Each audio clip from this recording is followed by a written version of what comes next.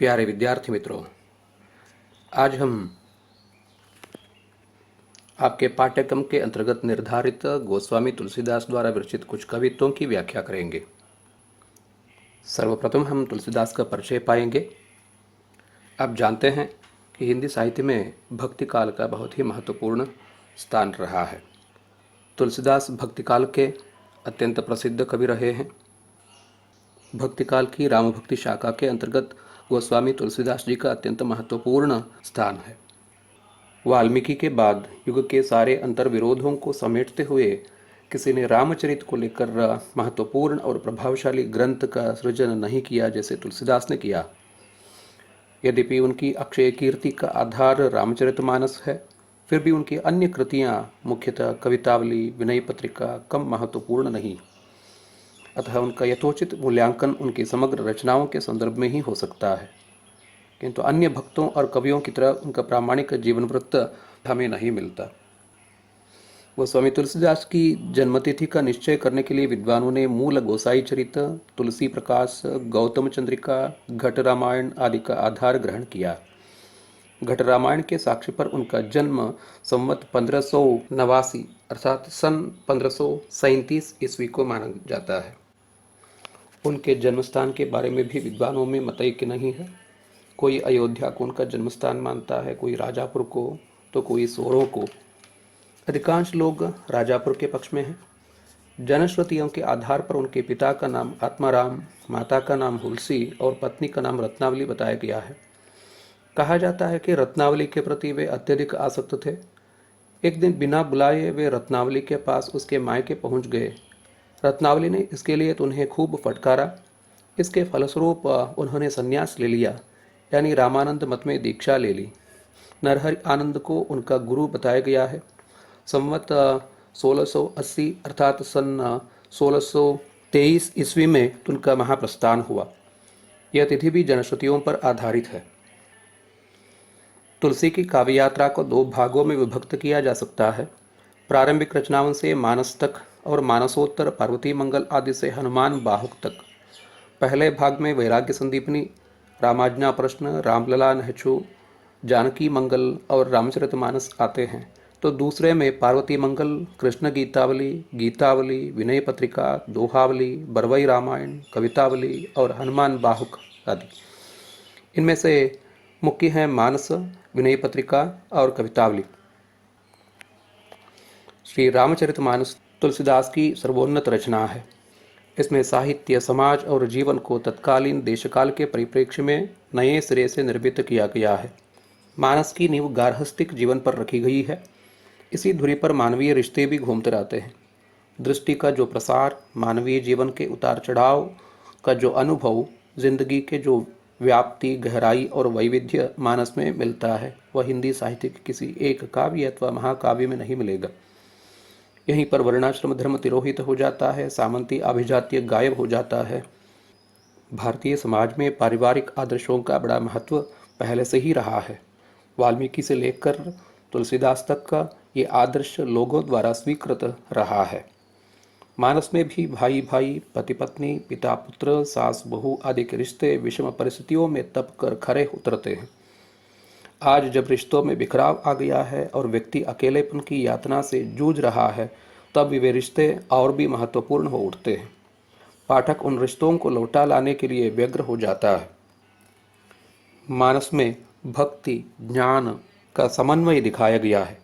यही नहीं, सगुण निर्गुण का भी समन्वय यहाँ दिखाई देता है। तुलसीदास को युग के समन्वयकार के रूप में देखा जाता है। तुलसीदास संस्कृत के प्रकांड पंडित थे, फिर भी तो उन्होंने सामान्य जनता की भाषा अवधि में रामचरितमानस की रचना की। इसका मूल कारण तो यही रहा कि सामान्य जनता को वो सच्ची शिक्षा देना चाहते थे।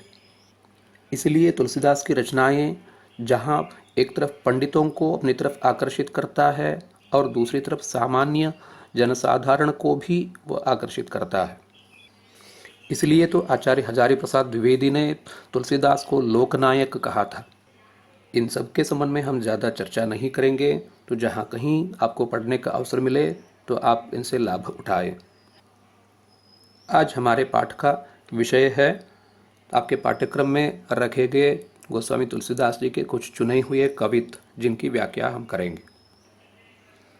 इनमें से पहला कवित्त है कवितावली में अयोध्या कांड के अंतर्गत राम वनगमन का संदर्भ।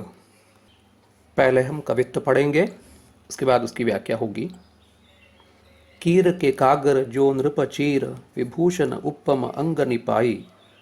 औध तजी मगवास के रुख जो, पंथ के साथ जो लोग लुगाई। संग सुबंधु पुनीत प्रिया, मनोधर्म क्रिया धरि देह सुहाई। राजीव लोचन राम चले, तजी बापु को राज बटावो की नाई। प्रस्तुत कवित्त में श्री राम के अपनी पत्नी सीता और भाई लक्ष्मण के साथ वनगमन करने का चित्रण किया गया है।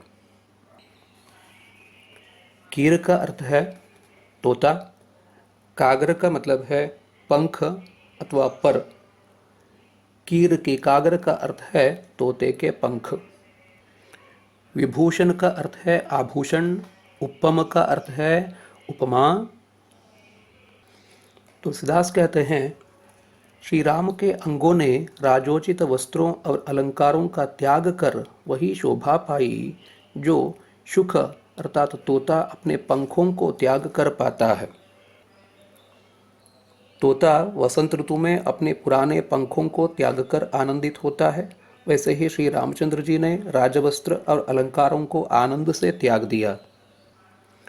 औध तजी मगवास के रुख ज्यों, पंथ के साथ जो लोग लुगाई, अर्थात अयोध्या को मार्ग निवास, जिसका नाम चट्ठी माना जाता है, के वृक्षों और वहाँ के स्त्री पुरुषों को रास्ते के साथियों के समान त्याग दिया।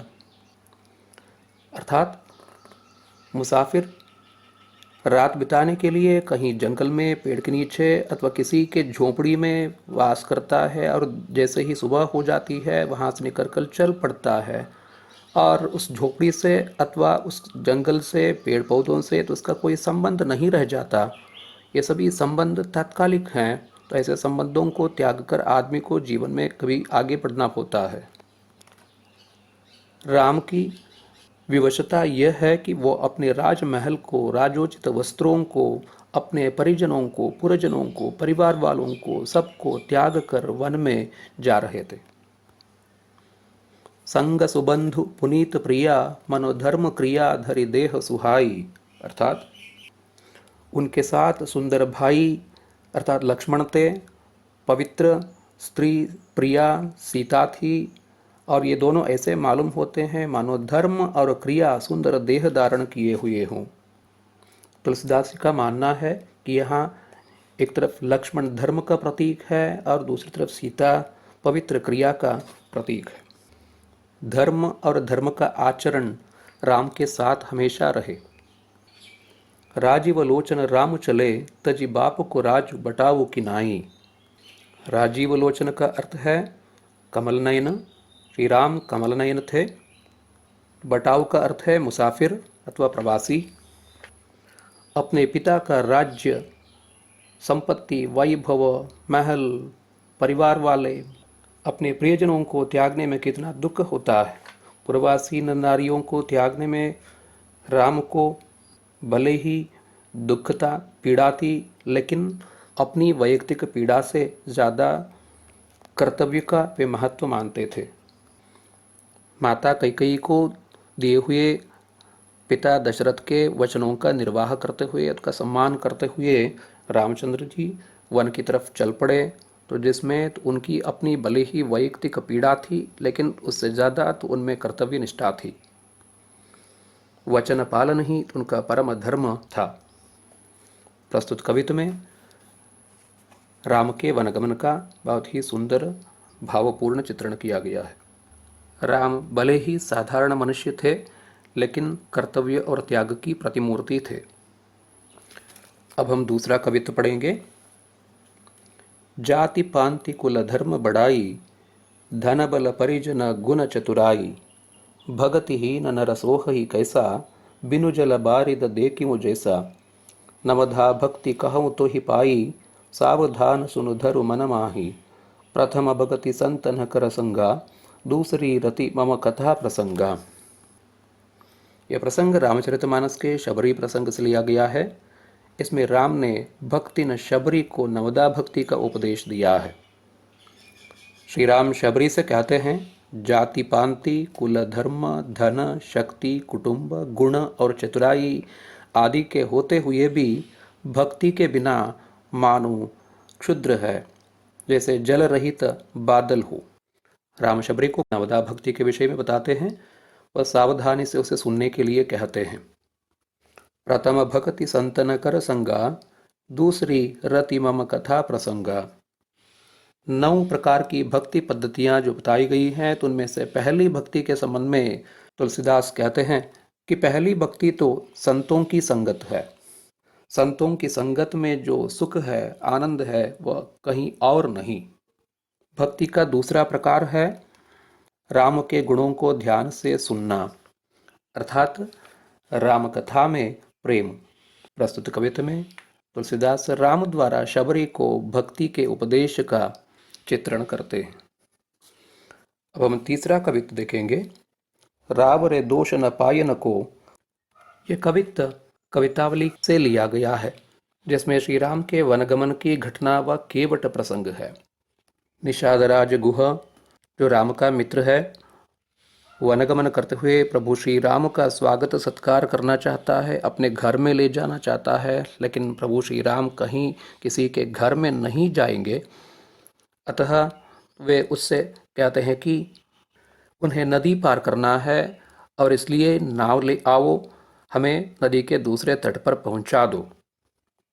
राम की भक्ति में सराबो और गुह जैसे परिहासपूर्ण शब्दों में राम को रोके रखता है और उनसे आग्रह करता है कि आपके पांवों की धूलि में जड़ी बूटी की शक्ति है, संजीवनी की शक्ति है, और जिसके स्पर्श से पत्थर नारी के रूप में परिवर्तित हो गया और मेरी नाव तो काठ की बनी है और उसके स्त्री के रूप में परिवर्तित हो जाने पर मैं रास्ते में पड़ जाऊंगा।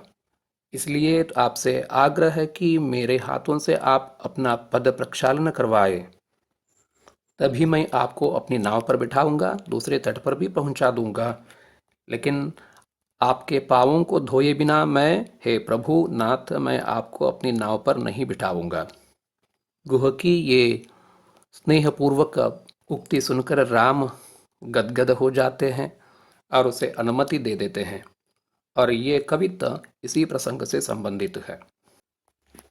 गुह कहता है, राव रे दोष न पायन को, पग धूरी को भूरी प्रभाव महा है। अर्थात इसमें आपके चरणों का कोई दोष नहीं है, आपके चरण की धूलि का प्रभाव ही बहुत बड़ा है। पाहन ते बन बाहन काठ को कोमल है, जल खाई रहा है। पाहन का अर्थ है पत्थर, बन वाहन का मतलब है काठ की बनी नाव जो वाहन का काम करती है। गुह का कहना है कि आपके पाँवों में जो धूल ही है और उसका प्रभाव इतना बड़ा है कि उसके स्पर्श से अहल्या जो पत्थर बन गई थी, राम के चरण स्पर्श से, चरणों में लगी धूल के स्पर्श से सुंदरी स्त्री के रूप में परिवर्तित हो गई।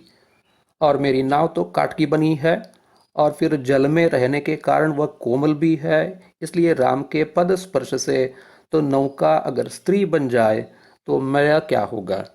पावन पाय पखार के नाव चढ़ाई हो, आयस होत कहा है। इसलिए श्री राम तो आपके पवित्र चरण कमल को धोकर ही नाव पर चढ़ाऊंगा। कहिए क्या आज्ञा है। पखारने का अर्थ है धोना, आयस का अर्थ है आदेश, राजाज्ञा। तुलसीदास कहते हैं कि केवट के ये श्रेष्ठ चतुरतापूर्ण वचन सुनकर श्री रामचंद्र जी जानकी जी की ओर देखकर ठहाका मारकर हंसे। तुलसी सुनी केवट के बर बैन सुंदर वचन, चतुरतापूर्ण वचन सुनकर हंसे। प्रभु जानकी ओर हाहा, प्रभु ने जानकी की ओर देखकर हाहाकर हंसे, जोर से हंसे। यहाँ प्रभु श्री राम की हंसी का अर्थ है तो ये तो हमें रोके रखना चाहता है, हमारा स्वागत सत्कार करना चाहता है, हमारे पांव धोकर अपने आप को कृतार्थ बनाना चाहता है। लेकिन सीधे सीधे कहने के बदले तो इस तरह प्रकारांतर से झूठ मूठ का आग्रह कर रहा है। देखो इसकी रीति। अन कहे शब्दों में सीता की तरफ प्रभु श्री राम जैसे इंगित करते हैं। गुहर राम का मित्र था और श्री राम जानते थे कि उसमें मेरे प्रति कितनी भक्ति है, प्रीति है, लेकिन उसका व्यवहार आज बड़ा विचित्र लगता है, फिर भी बहुत ही प्यारा। प्रभु श्री राम तो अपने अभिन्न मित्र का ये आचरण देखकर मन ही मन खुश होते हुए जोर से ठहाका मारकर जानकी की तरफ देखते हैं। आइए अब हम चौथे कवित्व की व्याख्या करेंगे। शीस जटा, शीर्ष पर जटा जो बंधी हुई है अर्थात बाल बंधे हुए हैं। उर बाहु विशाल, लंबी लंबी बाहों वाले।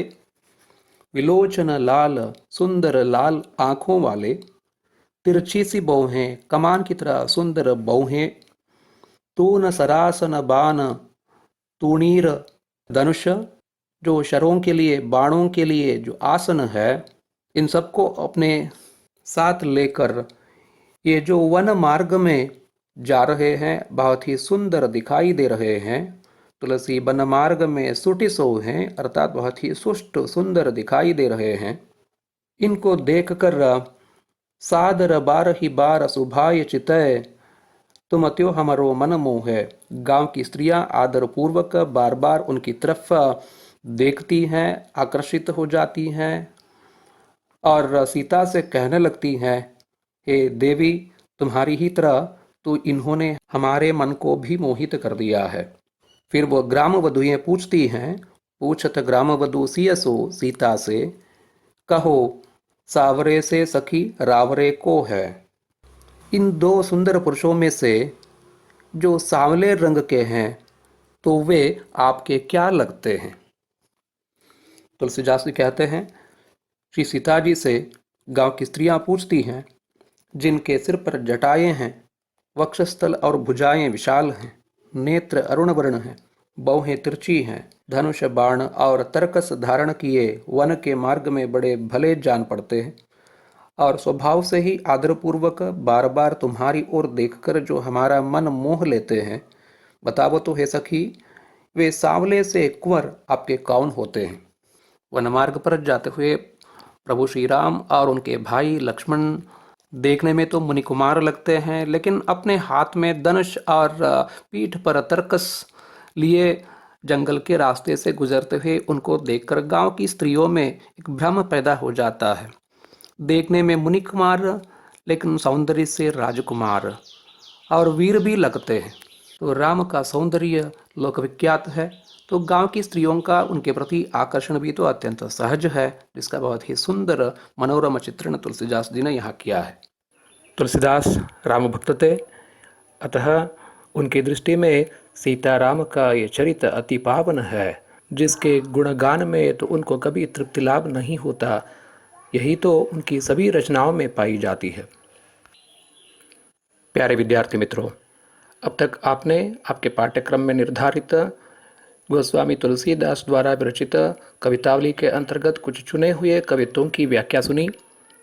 आपकी पाठ्यपुस्तक में तो इन सब की शब्दार्थ सहित व्याख्या दी गई है। उनको एक बार फिर से देखें, अध्ययन करें, घर में रहे, सुरक्षित रहे। धन्यवाद।